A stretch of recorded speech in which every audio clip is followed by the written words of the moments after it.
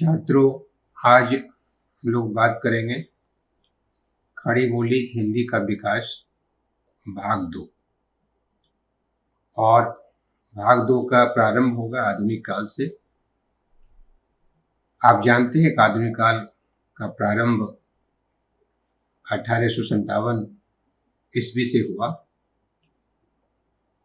और आधुनिक काल के आरंभिक गद्य लेखकों में दो लेखक बहुत महत्वपूर्ण हैं।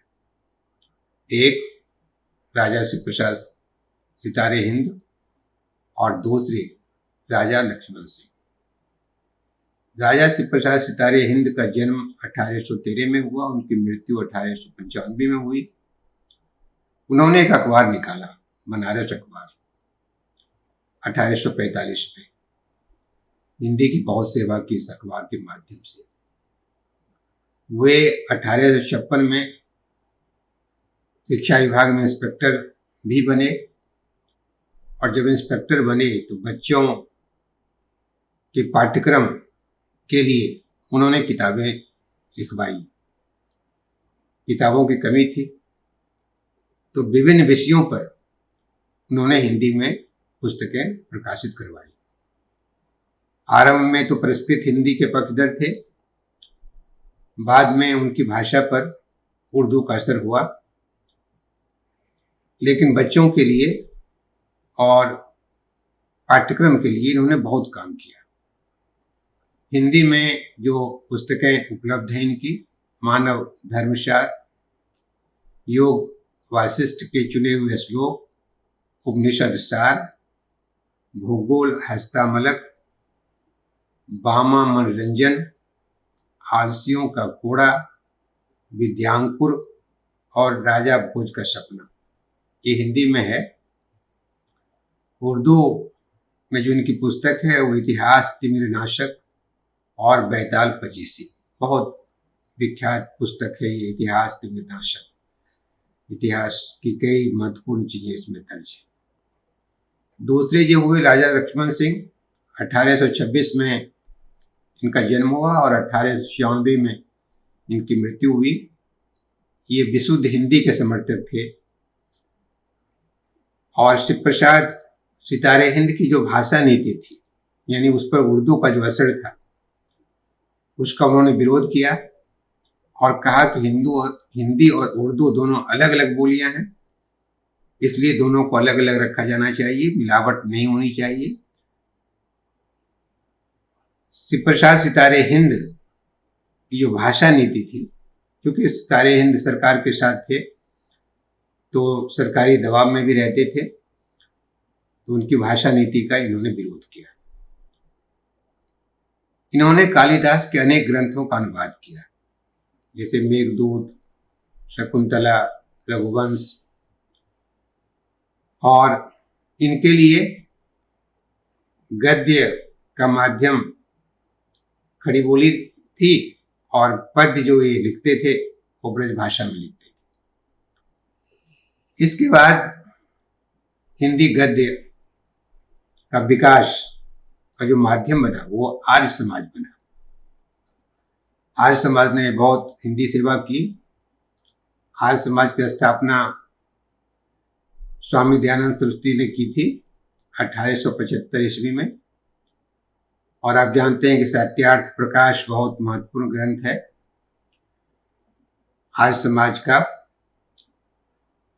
वह हिंदी में लिखा गया, हिंदी में प्रकाशित हुआ 1875 में ही, और उसका संशोधित संस्करण आया 1883 में।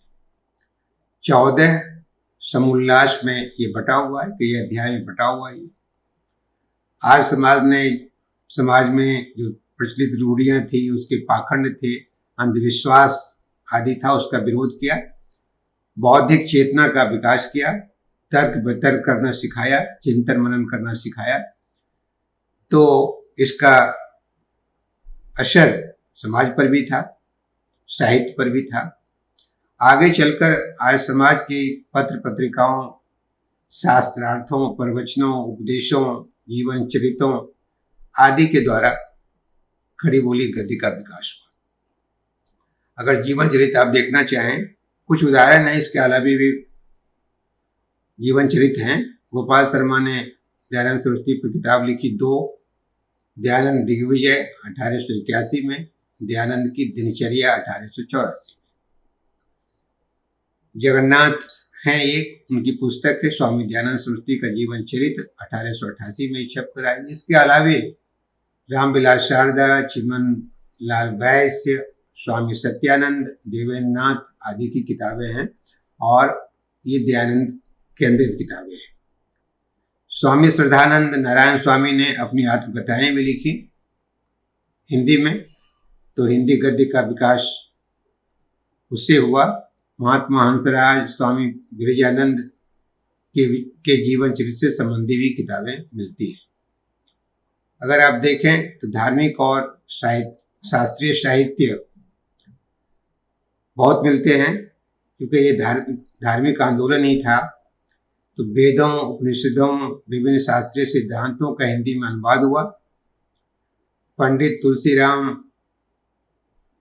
राजा राम, शिवशंकर वर्मा, आर्य मुनि, रघुनंदन शर्मा जैसे अनेक लेखकों ने मौलिक किताबें लिखी। जैसे नारायण स्वामी ने किताब लिखी आत्मदर्शन, मृत्यु और प्रलोक, कर्म रहस्य आदि ग्रंथ लिखे। गंगा प्रसाद उपाध्याय ने आस्तिकवाद, जीवात्मा, अद्वैतवाद आदि किताबें लिखी। ऐतिहासिक ग्रंथ भी उन दिनों लिखे गए। आर्य समाज के इतिहास पर पंडित नरदेव, इंद्र विद्या वाचस्पति, हरिश्चंद्र विद्यालंकार ने पुस्तकें लिखी। भारत के राजनीतिक सांस्कृतिक विषय पर जयचंद्र विद्यालंकार, सत्यकेतु विद्यालंकार, सत्यदेव विद्यालंकार ने पुस्तकें लिखी। साहित्यिक ग्रंथ भी लिखे गए। पंडित रुद्रदेव ने स्वर्ग में सब्जेक्ट कमेटी, स्वर्ग में महासभा, पाखंड मूर्ति, कंठी जनेऊ का विवाह आदि ग्रंथ इन्होंने लिखे। सुदर्शन, चंद्रगुप्त विद्यालंकार, चांदकरण शारदा आदि ने भी बहुत काम किया।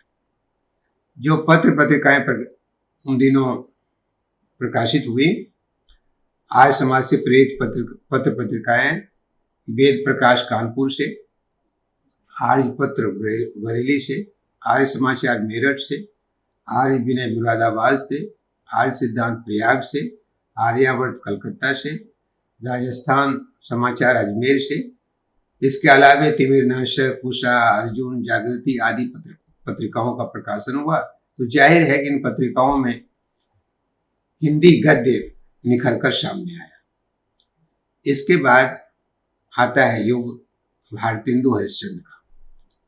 भारतेंदु हरिश्चंद्र एवं अन्य लेखक जो उनके सहकर्मी हुए, इन्होंने नाटक, इतिहास, समालोचना, संस्मरण, यात्रा विवरण आदि लिखे। मुख्य बात यह थी कि गद्य शैली अत्यंत व्यवहारिक एवं हिंदी की मूल प्रकृति के अनुकूल थी। तत्सम का अनावश्यक रूप से बहिष्कार नहीं किया। संतुलित ढंग से उर्दू फारसी शब्दों का भी प्रयोग किया। विभिन्न प्रांतीय भाषाओं के शब्दों और ब्रजभाषा के अनुपयुक्त प्रयोगों से भाषा को मुक्त रखा। विषय वस्तु, भाव विशेष एवं रूप विशेष के अनुसार विभिन्न शैलियों का प्रयोग किया। विस्तार से तो जब भी निबंध की चर्चा होगी, नाटक की चर्चा होगी और अन्य गद्य रूपों की चर्चा होगी, तो उसमें भारतेंदु युग को हम लोग और भी बेहतर ढंग से समझ पाएंगे। अन्य लेखक जो हैं वो प्रताप नारायण मिश्र, बालकृष्ण भट्ट, श्री निवास दास, कार्तिक प्रसाद खत्री, बद्रीनाथ चौधरी, प्रेमघन, बालमुकुंद गुप्त, श्रद्धाराम फुल्लौरी, बालमुकुंद राधाकृष्ण दास, महावीर प्रसाद द्विवेदी एवं अन्य सहयोगी। आप जानते हैं कि 1900 से लेकर 1918 तक का जो समय है वो महावीर प्रसाद द्विवेदी के नाम से है। हिंदी गद्य के क्षेत्र में नई गति दी महावीर प्रसाद द्विवेदी ने। आप जानते हैं सरस्वती पत्रिका के संपादक थे। 1900 में पत्रिका के संपादन का भार संभाला था और इन्होंने गद्य और पद्य की विभिन्न जो कमियां थी, जो त्रुटियां थी, उसकी ओर आकर्षित किया, उसके बारे में लिखा और खड़ी बोली को प्रतिष्ठा दी पद्य में। वहाँ गद्य के क्षेत्र में भाषा की शुद्धता, शब्द रूपों की एकरूपता, व्याकरण के दोष परिष्कार आदि की ओर अपना ध्यान केंद्रित किया।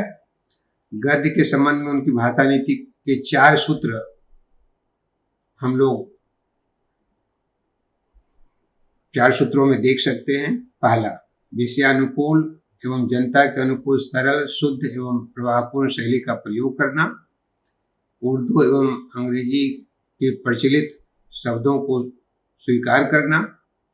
शब्द रूपों एवं प्रयोगों को निश्चित रूप प्रदान करते हुए भाषा में एकरूपता बनाए रखना। भाषा की अभिव्यंजना शक्ति की अभिवृद्धि के लिए संस्कृत के सरल एवं उपयुक्त तत्सम शब्दों, लोकोक्तियों एवं मुहावरों तथा अन्य भाषाओं के शब्दों को स्वीकार करना। इस नीति का न केवल उन्होंने स्वयं पालन किया अपितु दूसरों से करवाया। उनके समय में विभिन्न लेखक एक ही शब्द को अनेक रूपों में प्रयोग करते थे, यथा इकलौता, एकलौता, इकलोता, कुटलता, कुटिलता, हुआ, हुआ, हुआ आदि। कई लेखक व्याकरण को सिद्धियां भी करते थे, जैसे हमारे संतान, घी पड़ जाती है, धन्य है वह नयन, जन्मदिन पर आदि। महावीर प्रसाद द्विवेदी ने अपने लेखों में इन पर प्रकाश डालते हुए पद गद्य को परिष्कृत और सशक्त रूप प्रदान किया। महावीर प्रसाद द्विवेदी के समकालीन जो अन्य लेखक थे वो श्याम सुंदर दास, माधव प्रसाद मिश्र, चंद्रधर शर्मा गुलेरी, पद्म सिंह शर्मा, मिश्र बंधु, बालमुकुंद गुप्त, अयोध्या सिंह उपाध्याय, गोपाल राम गहमरी, गोविंद नारायण मिश्र, लाला भगवान दीन बहुत उल्लेखनीय है, जिन्होंने गद्य के निमित्त विभिन्न क्षेत्रों में काम किया। उनकी सेवाओं की भी चर्चा निबंध, उपन्यास आदि के प्रसंग में आगे की जाएगी। हिंदी गद्य का प्रौढ़तम रूप। हिंदी गद्य का प्रौढ़तम रूप महावीर प्रसाद द्विवेदी के परवर्ती कतिपय लेखों के रचनाओं में मिलता है। आचार्य रामचंद्र शुक्ल के निबंधों में जहाँ विवेचन शैली की गंभीरता का सर्वोत्कृष्ट रूप दृष्टि को जो होता है, वहाँ जयशंकर प्रसाद, महादेव वर्मा, आचार्य प्रसाद द्विवेदी की शैली में गद्य की सरसता, चित्रात्मकता एवं कलात्मकता के श्रेष्ठ उदाहरण उपलब्ध होते हैं। इस युग के निबंधकारों, नाटकारों, उपन्यासकारों, संस्मरण लेखकों एवं आलोचकों ने गद्य को अभिव्यंजना शक्ति एवं उसके रूप भेदों के विकास में अपूर्व योग दिया है।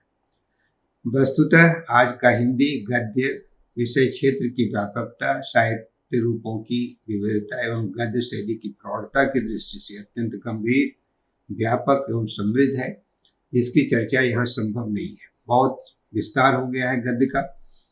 इसका विवेचन आगे गद्य के विभिन्न रूपों, निबंध, नाटक, उपन्यास, कहानी, समीक्षा आदि के विकास पर विचार करते समय हम लोग करेंगे। तो सामान्य रूप से 2 हिस्से में बांटकर हमने खड़ी बोली के गद्य के विकास को समझने का प्रयास किया। आगे जो काम होगा, निबंध पर तो बातचीत हो चुकी है, नाटक पर, उपन्यास पर, कहानी पर, आलोचना पर जब हम उसके विकास को देखेंगे तो गद्य का जो विस्तार है यह बात और भी समझ में आएगी। आप सब जुड़े रहें, चैनल को सब्सक्राइब करें। आप सबों को धन्यवाद, बार बार धन्यवाद।